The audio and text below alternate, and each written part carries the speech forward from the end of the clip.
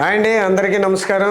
మా రామచంద్రపురంలో మేము నిర్మించిన మా అన్నయ్య నాగేశ్వరరావు గారు నిర్మించిన ఆలయంలో ఈరోజు ఈ మకర తోరణం ఈరోజు మరి ముహూర్తం పెట్టారు. మా రామచంద్రపురం గణేష్ పంతులు గారు నాకు మంచి గురువు గారు. అయినా నాకు ఏ సమస్య వచ్చినా ముందుగా ఫోన్ చేసేది మా గణేష్ పంతులు గారితోనే. అలాంటి గణేష్ పంతులు గారు రామచంద్రపురంలో ఏమంటే మకర తోరణం చేయించాను మా లక్ష్మీ గణపతికి అనగానే, అయ్యో గురుగారు నేను దగ్గరుండి పూజ చేయించాను, మీకు అంతా మంచిగా జరుగుతుంది అన్నారు.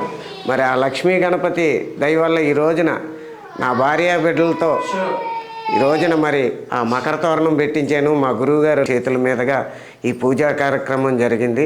ఆ గురువుగారు ఆశీస్సులు, మా లక్ష్మీ గణపతి ఆశీస్సులు మాకు నిండుగా ఉండాలని.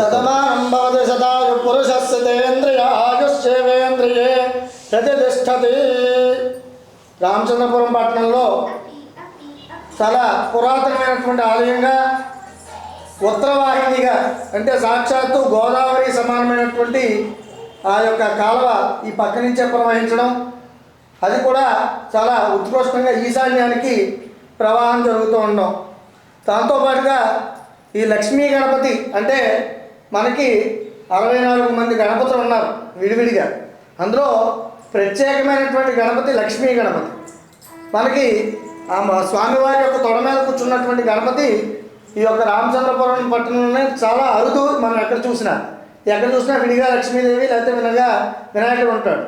కానీ ఇక్కడ లక్ష్మీ గణపతి ఒకే పీఠం మీద స్వామివారి తొడ మీద ఇక్కడ అమ్మవారు కూర్చున్నటువంటి మంచి రూపంతో ఇక్కడ పూర్వం ఇక్కడ చిన్న పాకలో దేవుడు ఉంటే భక్తుల యొక్క సహాయ సహకారాలు, మా రాజుగారి మీద ఉన్నటువంటి అభిమానంతో అనేక మంది ఇతోదిగా సహాయ సహకారాలు అందించి ఆ పాకల్లా మంచి దేవాలయాన్ని మంచిగా నిర్మించడం జరిగింది. ఆ యొక్క రాజుగారి కుటుంబ సభ్యులందరికీ కూడా మీ అందరికీ కూడా ఆ గణపతి ఆశీస్సులు ఉండాలని, అలాగే అందరూ కూడా సుఖ సంతోషాలతో వర్ధిల్లాలని, అందరికీ కూడా ఆ యొక్క లక్ష్మీ గణపతి అనుగ్రహం కలగాలని కోరుకుంటూ ఉన్నాం. శతమానం భవతి సదాయు పురుషేంద్రియ ఆయుష్ ఏవేంద్రియ ప్రతిష్టతి లోకా సమస్త సుఖినో భవంతు. జై లక్ష్మీ గణపతి మహారాజ్కి. మీ అందరికీ కూడా తెలుసు, ఒక నూతన ప్రసాద్ గారి దగ్గర అసిస్టెంట్ కింద చేసిన నాగేశ్వరరావు ఒక రేకుల షెడ్డులో ఉన్న విఘ్నేశ్వర స్వామిని ఈ స్థాయికి తీసుకొచ్చానంటే దానికి కారణం నన్ను అభిమానించే అభిమానులందరూని మరొక్కసారి మనవి చేసుకుంటున్నాను. ఇది నా ఒక్కడి వల్ల అయ్యింది కాదండి. ఈ స్థాయికి ఈ గుడిని ఇక్కడ కింద టైల్స్ వేసినా, భగవంతుడికి స్లాబ్ వేసినా, ఏం చేసినా ఈ గుడి ఈ స్థాయిలో ఉందంటే అది నన్ను అభిమానించే అభిమానులందరి సహకారంతో ఈ స్థాయికి వచ్చాను. మరి కొత్తగా మరి మా లక్ష్మీ గణపతి వినాయకుడికి మకర తోరణం చేయించామండి.